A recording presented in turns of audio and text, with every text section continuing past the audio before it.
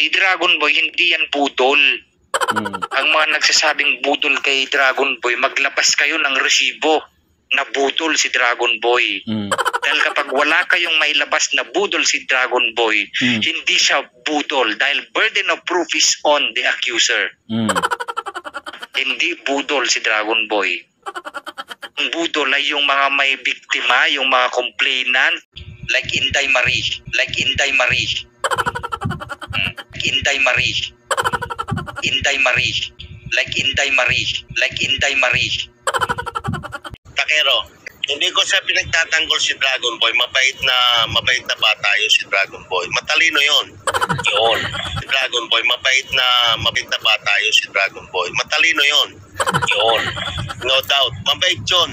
Tsaka idol ako noon ni Dragon Boy. Huwag niyong awayin si Dragon Boy. Hindi siya hindi ko siya kinakampi si Dragon Boy. Wala naman kami dapat pag-awayin ni Dragon Boy. Mabait yun si Dragon Boy. Mabait yun si Dragon Boy. Ayun puro sa tama. Puro sa tama. Dahil maka-Diyos din yun Hindi kanya naawayin kung wala nakitang masama sa iyo.